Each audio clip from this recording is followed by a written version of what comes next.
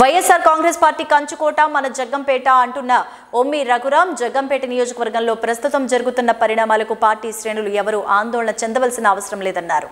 వైఎస్ఆర్ కాంగ్రెస్ పార్టీలోకి ఎన్నికల ముందు అవసరార్థం కొంతమంది రావడం, పార్టీ నుంచి కార్యకర్తల నుంచి లబ్ధి పొంది పదవులు పొందడం, తర్వాత విమర్శించి వెళ్లిపోవడం సర్వసాధారణమైపోయిందని తెలిపారు. జగ్గంపేటలో నాయకుల కన్నా క్యాడరే బలమైందని, మళ్లీ 2024లో జగ్గంపేటలో వైఎస్ఆర్ పార్టీ విజయం సాధించి జగనన్నకు బహుమతిగా ఇస్తామని రఘురాం అన్నారు. నాయకుల్ని భుజాన మోస్తూ పల్లకీలు మోస్తూ వాళ్ళు గెలిపించుకోవడం అనేది మా దురదృష్టం జగ్గంపేట నియోజకవర్గంలో ఎప్పుడు కూడా ఉంది. ఈ రోజు రాజీనామా చేస్తున్నటువంటి వాళ్ళు కూడా ఎన్నికలకి అత్యంత ముందుగా అంటే 1-2-3 నెలల ముందు రావటాలు, లేదా కొంతమంది ఎన్నికలు అయిన తర్వాత పార్టీలో జాయిన్ అవ్వడాలు, మరి పార్టీకి సంబంధించిన పదవులు కానీ అలాగే మరి ప్రజాప్రతినిధులుగా కూడా టికెట్లు సంపాదించుకొని గెలుపొందినటువంటి వాళ్ళు ఎవరైతే ఉన్నారో వాళ్ళు మళ్ళీ ఈ రోజు పార్టీని వదిలి వెళ్ళిపోతున్నటువంటి పరిస్థితి. ఏ విధమైనటువంటి ఇబ్బంది లేదు, ఏ విధమైనటువంటి నష్టం లేదు.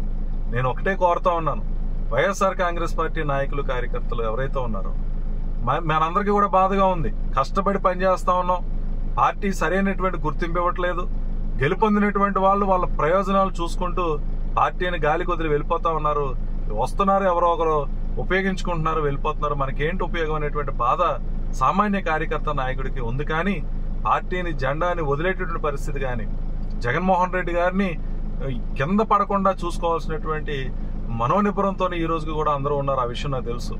చాలా మంది ఆందోళనతో ఫోన్ చేయటం, సరే ఏంటి సార్ మళ్ళీ ఈ పరిస్థితి, వచ్చారు గెలిచారు, మళ్ళీ ఈరోజు గుడ్డకాల్చి మొహం మీద వేసి మన పార్టీని తిడుతున్నారు, జగన్మోహన్ రెడ్డి గారిని తిడుతున్నారు, బయటకు పోతున్నారు ఏంటి అనేటువంటి వాళ్ళు చాలా మంది ఫోన్ చేస్తూ ఉన్నారు. నేను ఒకటే కోరుతా ఉన్నాను, వైఎస్ఆర్ కాంగ్రెస్ పార్టీ పేదలకు మేలు చేసేటటువంటి పార్టీ. జగన్మోహన్ రెడ్డి గారు పేదలకు మేలు చేసేటటువంటి ముఖ్యమంత్రి. మరి ముఖ్యంగా జగన్మోహన్ రెడ్డి గారు నమ్ముకుంటే ఎట్టి పరిస్థితుల్లోనే ఎవరు కూడా అన్యాయం అయ్యేటటువంటి పరిస్థితి కానీ లేదా ఉపయోగించుకొని వదిలేసేటటువంటి పరిస్థితి కానీ ఎప్పుడు కూడా ఉండదు. కాబట్టి ఈ విషయాన్ని మనందరం గుర్తించి మళ్ళీ 2009లో జగన్మోహన్ రెడ్డి గారు ఎంపీగా రాజీనామా చేసినప్పుడు అప్పటి నుంచి ఆయనకి వెన్నుదన్నుగా ఉన్నటువంటి ఎంతో మంది వైఎస్ఆర్ కాంగ్రెస్ పార్టీ కార్యకర్తలు నాయకులు జగ్గంపేట నియోజకవర్గంలో ఉన్నారు. 2014లో పార్టీ జగ్గంపేట నియోజకవర్గంలో గెలుపొందటం, ఏ విధమైనటువంటి రాజకీయంగా ఖాళీ అయిపోయినటువంటి ఒక అభ్యర్థి మన పార్టీలోకి రావటం, మనం ఎంతో కష్టపడి కార్యకర్తలు కానీ నాయకులు కానీ రాజశేఖర రెడ్డి గారు చేసినటువంటి సంక్షేమ పథకాలు కానీ జగన్మోహన్ రెడ్డి గారు ఏదైతే ఈ రాష్ట్రానికి చేస్తానన్నటువంటి హామీలు దృష్టిలో పెట్టుకొని 2014లో ఎంతో కష్టపడి అభ్యర్థిని గెలిపించుకున్నటువంటి పరిస్థితి.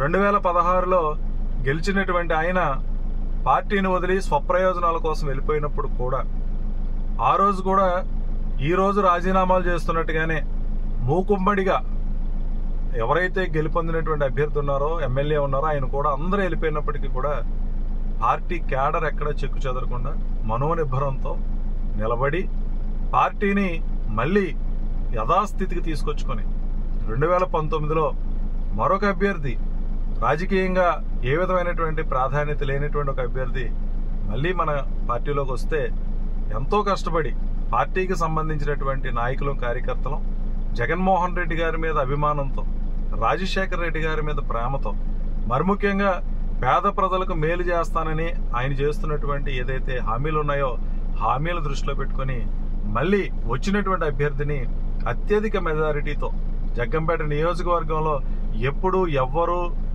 రానిటువంటి మెజారిటీని మనం తెప్పించుకొని గెలిపించుకున్నటువంటి పరిస్థితి. మరి ఇప్పుడున్నటువంటి సంక్షోభం కేవలం వైఎస్ఆర్ కాంగ్రెస్ పార్టీకి సంబంధం లేనటువంటి వ్యక్తులు మరి రాజకీయ ప్రయోజనాల కోసం, లబ్ధి కోసం వాళ్ళకి మరొక దారి లేక పార్టీల్లోకి రావటం, పార్టీల్లో గెలుపొందటం, ఎవరైతే కార్యకర్తలు నాయకులు ఉన్నారో వాళ్ళ కష్టాన్ని ఉపయోగించుకొని వాళ్ళ త్యాగాలను ఉపయోగించుకొని గెలుపొందటం ఈరోజు అవసరం తీరాక మరి పార్టీని వదిలి వెళ్ళిపోవటమే జరుగుతుంది.